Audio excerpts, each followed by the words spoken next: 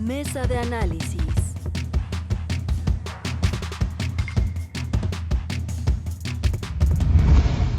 Bueno, rápidamente entramos en la parte final de esta mesa. Tenemos otras cosas importantes que le contaremos en unos minutos más, pero para cerrar la mesa rápidamente, a ver, quedan dos temas, muchos más, pero estos dos en particular. Dijiste, Gabriel, que quieres comentar, y entiendo que Alfredo también, esta decisión del juez que lleva la causa de Dolores Padierna, que es un juez de control, pero en esta fase de juez de control está también decidiendo que pues ya no de Rosario Robles, ¿Qué dije? Dolores Padierna. Ay, es que eso, perdón. Sí, es por que la cosa del parentesco, ¿no? Exacto, fue el lapsus. Eso es lo que pasa con los parentescos. Bueno, perdón, el lapsus, fue por eso. Sí. Fue por eso, porque el juez efectivamente es pariente, como Padierna. ya lo reconoció Dolores, Sí. de Dolores. Bueno, en fin, el caso es que el juez, en cuestión de la causa Rosario Robles, pues decide ya no pedirle a la Fiscalía que pues investigue una posible... Pues, quizá hay que corregirle por ahí, A porque ver.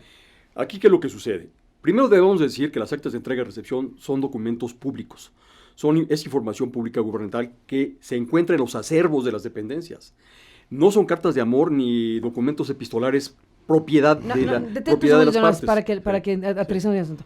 Ese documento se supone que es el que entregó Rosario Robles a José Antonio Meade cuando José Antonio Meade toma el papel de titular de Sedesol. Y aquí hay que aclarar que no es Delgadillo Padierna el que decide que este documento, al que él mismo calificó como joya, ya no formara parte del procedimiento, sino que hubo una impugnación y derivado de esa impugnación, él en ejecución de la resolución ya no exige la presentación de la prueba. Pero esto es verdaderamente absurdo. ¿Por qué? Porque no se trata de un documento que Rosario Robles pueda decidir si se conoce o no se conoce. Aquí el tema mayor al que quiero yo aludir es a que el presidente de la República y varios de sus titulares de gabinete han dicho, con razón además, que se les entregó en muy mal estado la administración. Estas actas de entrega y recepción son un documento clave para saber qué entregaron y si advirtieron a los que recibían lo que recibían. Si estas personas no advirtieron y no incluyeron en sus actas de entrega y recepción a asuntos que incluso son hasta delitos, que debieron haber reportado conforme el 222 del Código Nacional de Procedimientos Penales, es el caso que la Secretaría de la Función Pública participa y es la responsable de estas actas. Entonces, no está en el fuero ni en la decisión de Delgadillo Padierna saber si Meade supo y tuvo detalle de lo que estaba pasando con la estafa maestra.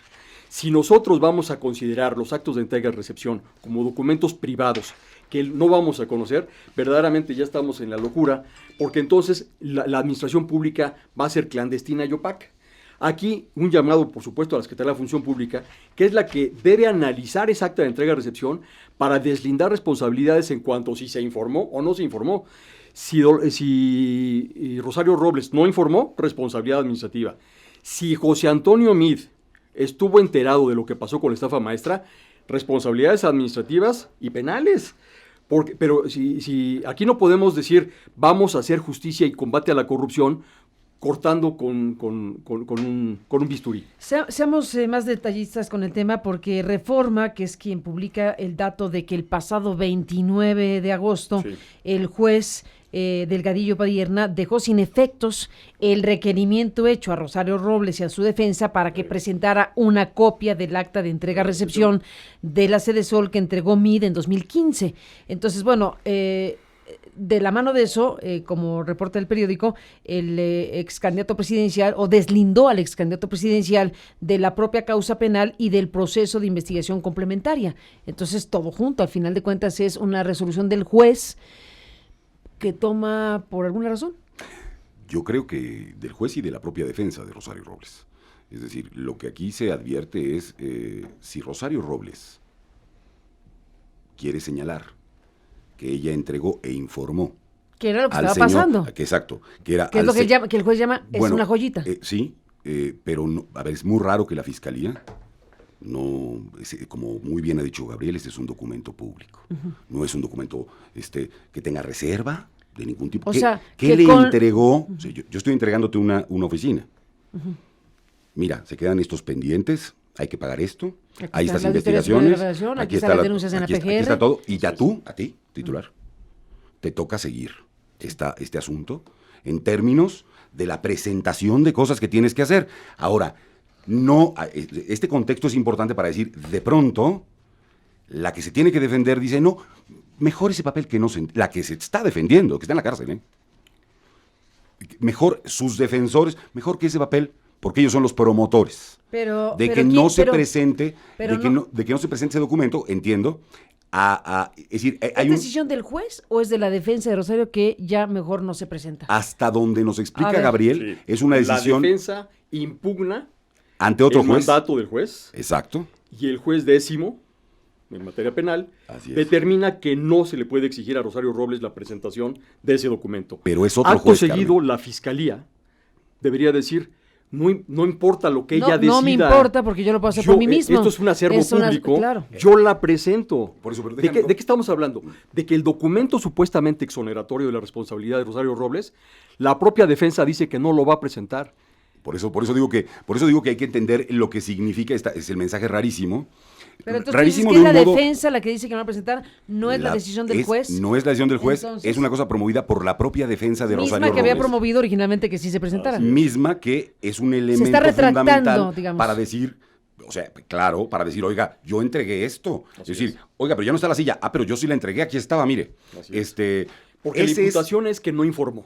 Pero déjame decir una cosa, a mí me parece que es que, o sea, la gente que nos escucha dirá, bueno, pero que el señor José Antonio Meade no se enteró que hubo una estafa después de la publicación de la operación Entregables, después de la publicación de la estafa maestra. La pregunta es, para José Antonio Meade, ¿qué hizo José Antonio Meade en relación a lo que encontró?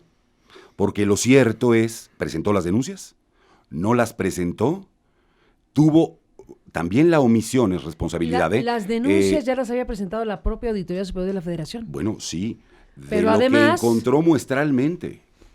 Pero Cede Sol por sí mismo como víctima, pues, por tendría supuesto. que haber presentado denuncias. Pues, y además iniciar una investigación dentro administrativa, porque tuvo una auditoría.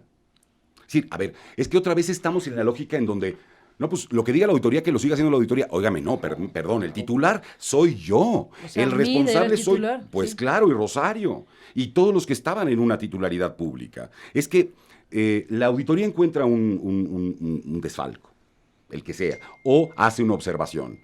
Bueno, el primero que tiene que estar en la preocupación es el titular del poder público, no en la negación, sino encabezando la indignación. La pregunta es, ¿qué hizo José Antonio Meade con la información y por qué hoy hay un contexto que permite un encabezado que es el siguiente? El juez exonera a José Antonio Meade. Eso es lo que creo que tendríamos que preguntarnos y seguirlo preguntando. ¿Cuál es el juego perverso?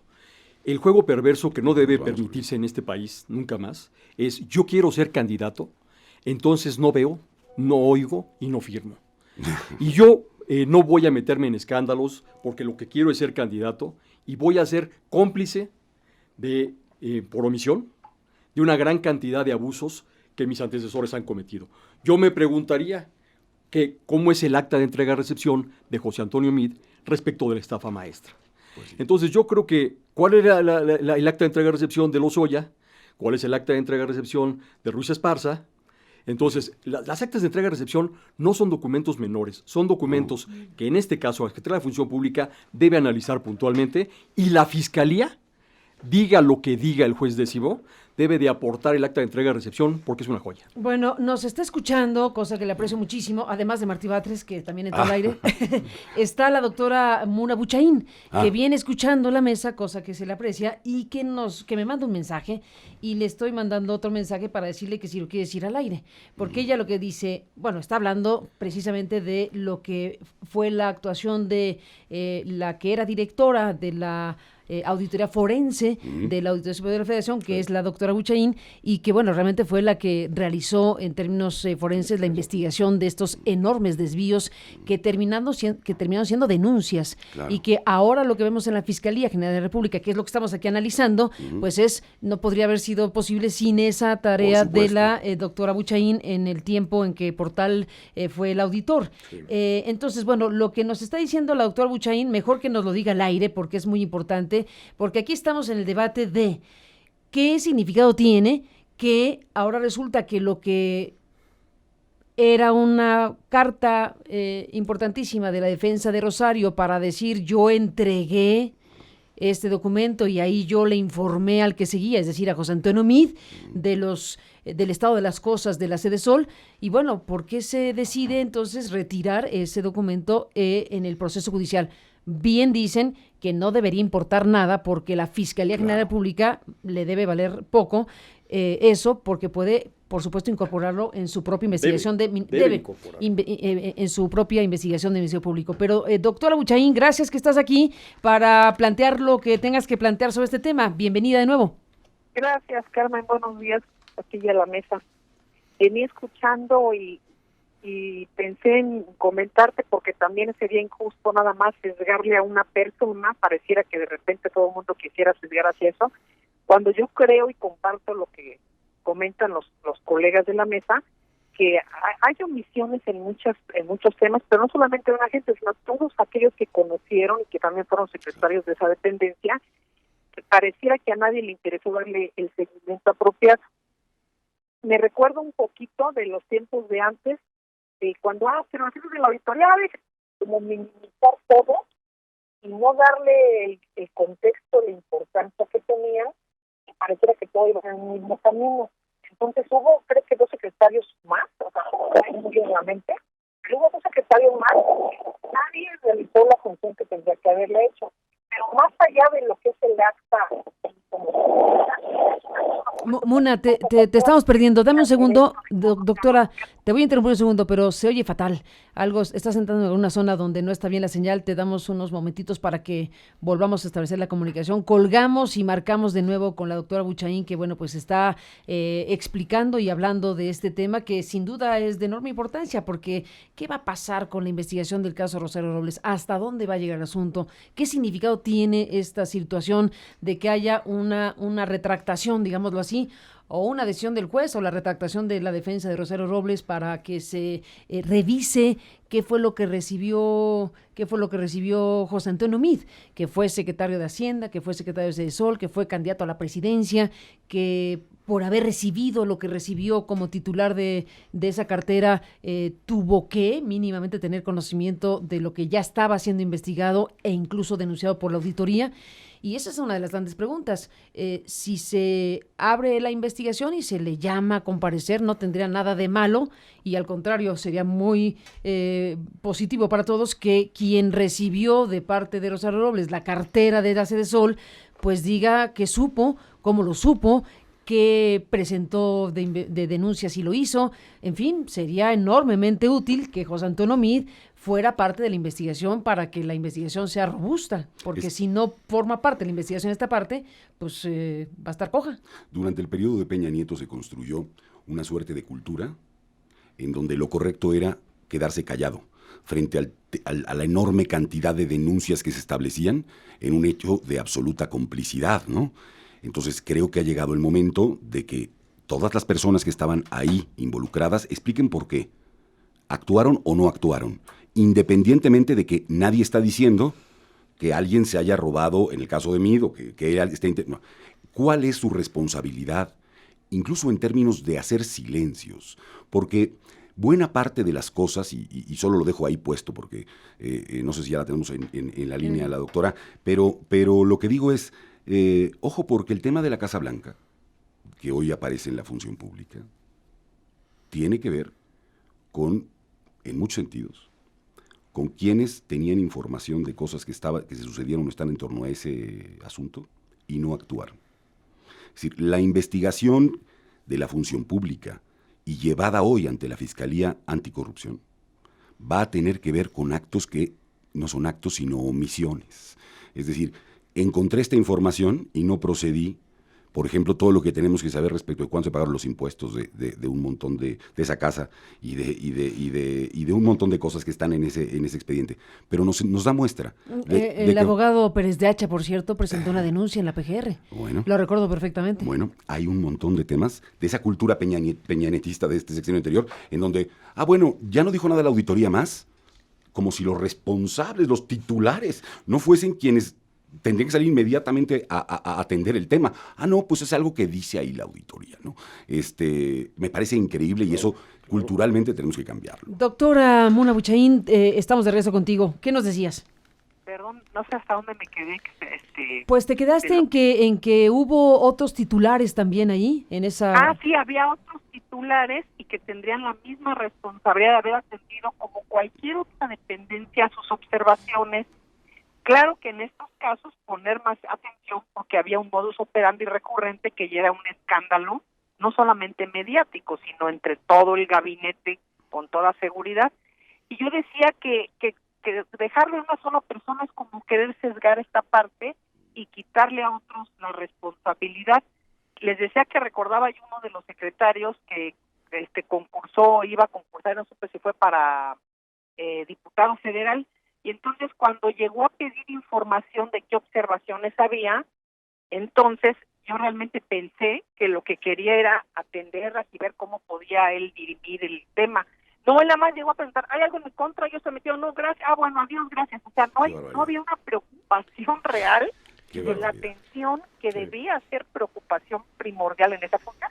La verdad, el tema de auditoría siempre ha sido relegado como algo de, se va a arreglar por otra parte. Sí. Y yo creo que eso también tendríamos que considerarlo. Son documentos públicos, temas públicos que muchos pudieron haber incidido, interna y externamente. Realizar la investigación interna, por supuesto, con personas que aún permanecían ahí, a ver qué pasó, cómo fueron los hechos, hacer internamente la investigación con su jurídico, presentar la querella correspondiente, también coincido con la mesa, porque hubo un daño patrimonial en la propia secretaría. O sea, sí hubo un daño patrimonial, haber llamado a los involucrados, o sea, muchas acciones, pero bueno, el contexto general nos dice que no es lo que deseaban hacer, o sea, esa es una realidad. Claramente, doctora. Eso es lo que yo quería opinar. Pues te agradecemos que estés aquí, que te incorpores a la mesa y con esto nos despedimos de la mesa. Gracias, doctora. Gracias. Y estamos al habla. Bueno, Saludos. seguiremos hablando, nos quedan pendientes varios, pero se acabó el tiempo. Gracias, el Gabriel. aeropuerto de OHL, ojalá que lo podamos Dilo en tratar. una frase y luego lo ampliamos. Ahora tenemos que saber que se le van a pagar cerca de 800 millones de pesos, 1.800 a OHL, que es Aliática, por el 49% del aeropuerto de Toluca. Lo que debemos saber es quién hizo la evaluación, por qué le tenemos que pagar, cuánto invirtió Aliática en el aeropuerto de Toluca y quiénes realmente son los que están detrás de Aliática. Porque hubo una investigación inconclusa que vinculaba a funcionarios del Estado de México que utilizaban a esta empresa como prestanombres. La primera pregunta es, ¿se les va a pagar? Yo creo que eso todavía hay que resolverlo, No creo. Bueno, lo que declara reforma, pero a mí me parece que lo que decía bueno, ya varios medios de comunicación dicen que la negociación empezó hace un mes y que ya están llegando a una cifra que me preocupa mucho porque no encuentro razón de por qué una empresa que no prestó ni realizó los proyectos que dijo que iba a realizar se deba de realmente premiar con una cantidad que no encuentro de dónde sale. Pero déjame decirlo más sencillo. ¿Cuánto gana hoy el aeropuerto? Es una empresa. El aeropuerto es una empresa que está invirtiendo en un negocio. ¿Vale ese negocio hoy que se le pague esa cantidad? ¿Quién está haciendo la evaluación? Entonces, si ya empezó la negociación y eso nos consta, yo lo que digo es, eso la Secretaría de Comunicaciones y Transportes no tiene otra que transparentar el proceso. Bueno, ya nos faltó tiempo, nos faltan algunas cosas importantes del programa, tengo que hacer una pausa. Yo quería que platicáramos también del tema de las declaraciones del presidente de consulta a investigar o no a los expresidentes de México, que bueno, pues es un tema... Los compromisos se cumplen y aquí se hizo un compromiso. Aquí, bueno, se planteó un asunto en los mismos términos que lo que dijo ayer precisamente el presidente. Para irnos a la pausa, dejamos correr lo que dijo López Obrador sobre el tema y ya lo dejamos para el análisis en las próximas mesas de los miércoles. Si los ciudadanos lo solicitan y quieren que se juzgue a los expresidentes, se garantiza ese derecho. En mi caso, yo, claro, solo contaría un voto me manifestaría y votaría por el punto final. A ver si Porque yo no quiero que nos empantanemos. Yo lo que quiero es que pensemos hacia adelante y que limpiemos al país como lo estamos haciendo. Yo ya podría hasta decir que no hay corrupción arriba, tolerada. Ya podría decirlo, pero falta todavía limpiar todo el gobierno. No es fácil, pero ya arriba no hay corrupción y eso no es poca cosa, porque los negocios más jugosos que se hacían al amparo del poder público llevaban el visto bueno de los presidentes.